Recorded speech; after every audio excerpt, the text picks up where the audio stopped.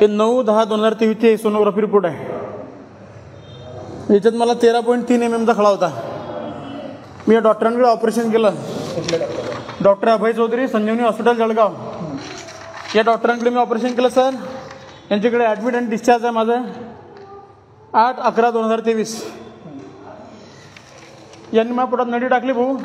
Operation केल्यानंतर stent टाकतात ती. यांनी माझी 1 जानेवारीला स्टेंट काढली पोटातून. 1 जानेवारीला स्टेंट काढल्यानंतर मला पोटात दुखायला लागलं, भरपूर दुखायला लागलं. पोटात रक्तस्राव चालू झाला माझ्या लघवीतून.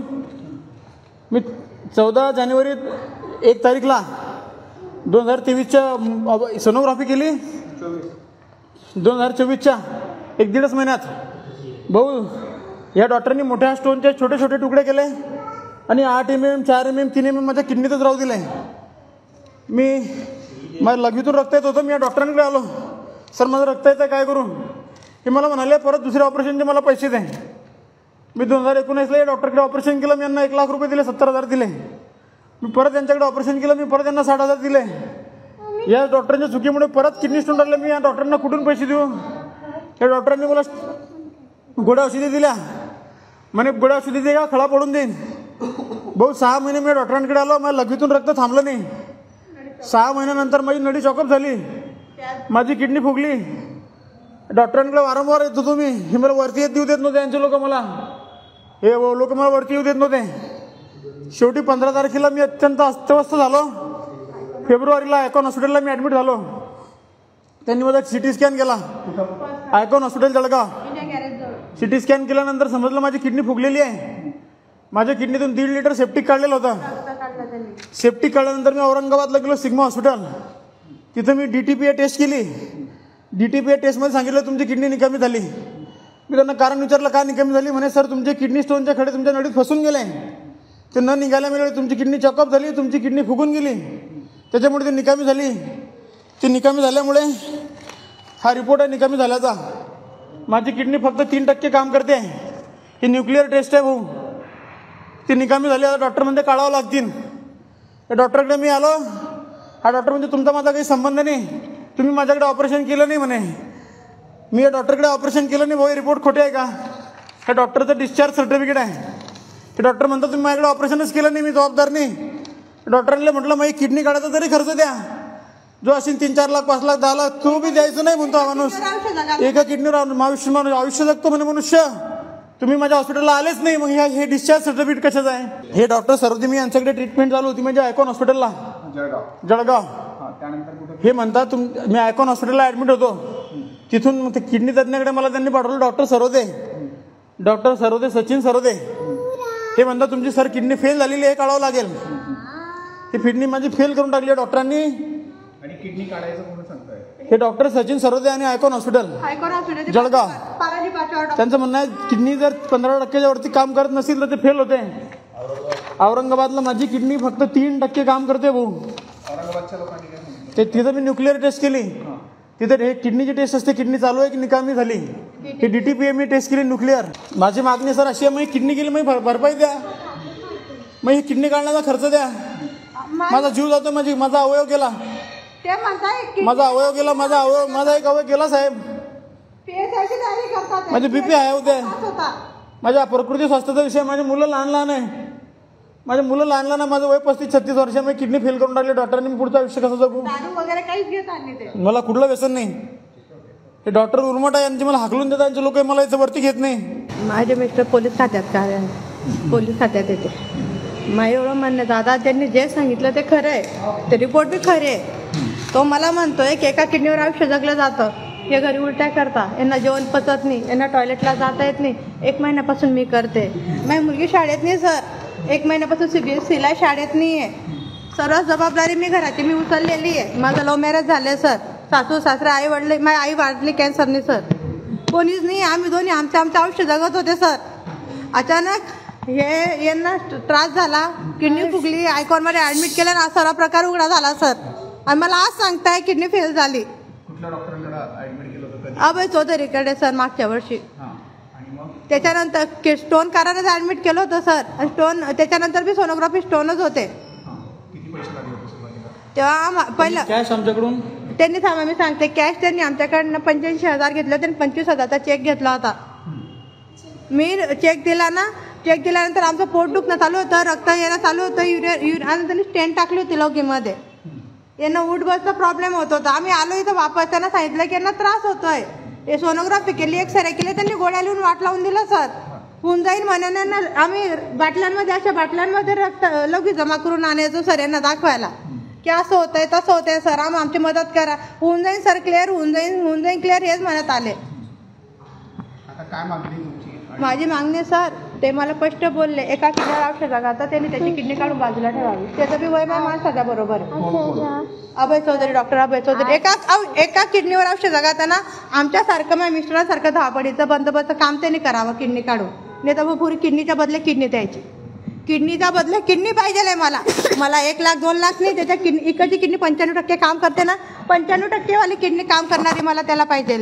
किडनीच्या बदले किडनी. भविष्यात होणारा खर्च आणि आता होणारा खर्च सर्व पाहिजे मला. आम्हाला कर्जबाजारी झालोय आम्ही याच्या ऑपरेशनासाठी. पहिलं बी ऑपरेशन याच्याकडे केलं, दुसऱ्या ऑपरेशनचे बी पैसे मागतोय. तुम्ही औरंगाबाद संभाजीनगरवरून आता ट्रीटमेंट करून आले, आता डॉक्टर भेटायला तयार असतात तुम्हाला?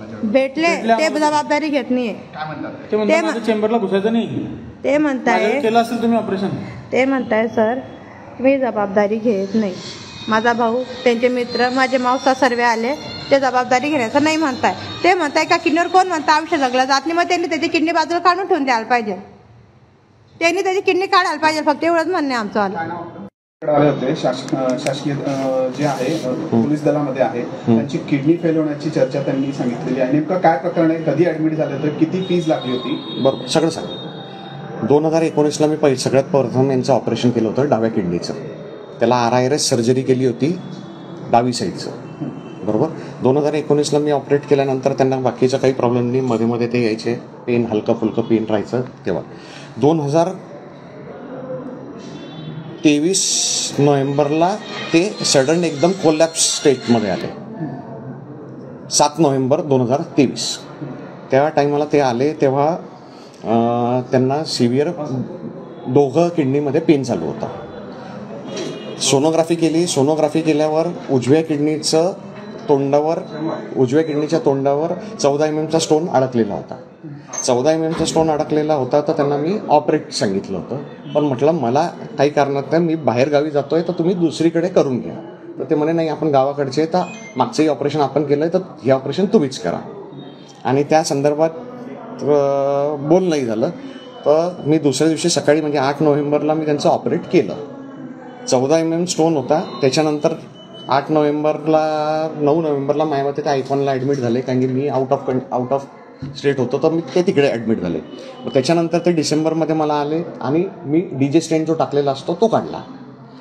DJ स्टेंट काढल्यानंतर त्यांना थंडी ताप का काही आलं जानेवारीमध्ये. मग जानेवारीमध्ये ते माझ्याकडे आले.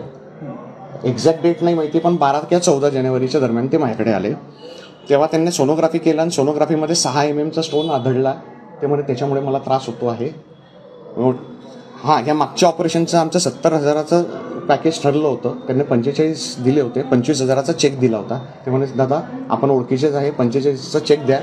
फक्त मी तारीख टाकत नाही आहे त्याच्यावर, याच्यासाठी टाकत नाही, माझ्या अकाउंटमध्ये आता पैसे नाही आहे. म्हटलं काही प्रॉब्लेम नाही. तर तो चेक मी ठेवलेला आहे अजूनपर्यंत.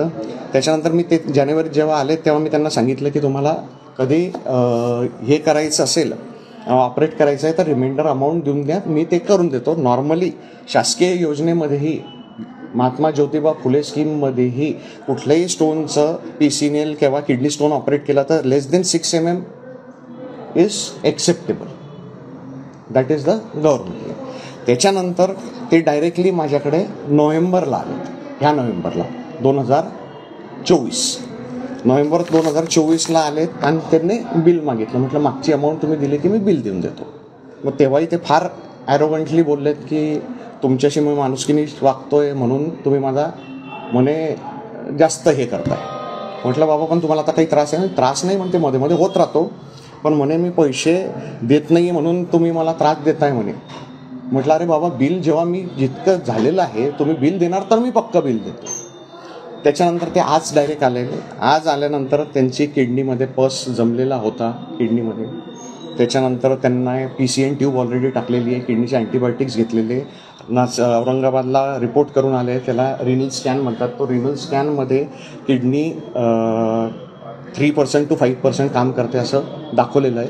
आता PCN ट्यूब म्हणजे किडनीला नळी टाकलेली आहे, ती नळी टाकल्यानंतर 3 to 6 weeks आपल्याला थांबावं लागतं की ती किडनी किती सुरू होते ते बघायला. 3 to 6 weeksमध्ये DTPA रिनल स्कॅन परत करावा लागतो. तो परत केल्यानंतर आपल्याला समजतं ही किडनी काम करते का नाही करते आणि याच्या पुढे काय करायला पाहिजे. आता त्यांच्या म्हणण्याप्रमाणे माझ्याकडनं निग्लिजन्स झाला आहे आणि माझं म्हणणं एक आहे, यांना जे सगळ्यांना वाटतं की हा स्टोन इज द कल्प्रिट, तर stone is not the culprit, it is basically ureter stricture. ती नळी चोकअप आहे. ही नळी कशामुळे चोकअप होते, जे पहिलेचा जो 14 mm स्टोन कंटिन्युअस आपण बरेचदा आपण म्हणतो की 5 mm स्टोन 4 mm स्टोन काहीच करत नाही, पण आम्ही 8 mm स्टोनसाठी 6 mm स्टोनसाठी किडन्या काढलेल्या आहे. कारण की कधी कधी त्या स्टोनमुळे तिथे इजा होते आणि स्ट्रिक्चर होते. त्या स्ट्रिक्चरमुळे ती किडनी निकामी होते. सर आता त्यांची आताची परिस्थिती काय आपण तपासणी केलेली आहे का आणि एकूण बिल किती झालेलं होतं? आता तर काहीच घेतलं. हे मागील 70,000 होता, 45 दिले. त्यांचं म्हणणं आहे लाख रुपये दिले.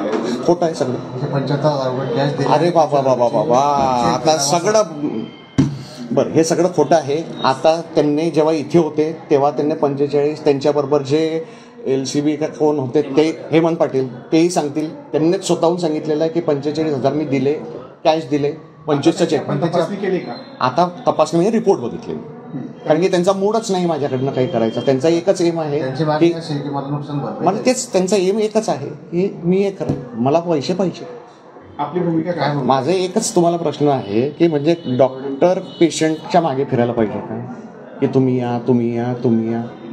तुम्ही यायचं नाही, कॉम्प्लिकेशन करून यायचे आणि मग डॉक्टरला बोलायचं you have diabetic.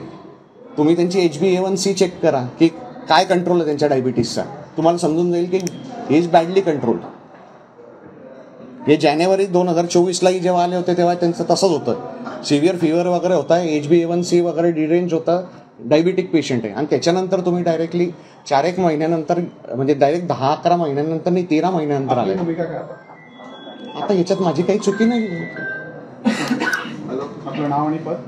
Doctor Abhay Ramesh Chaudhari.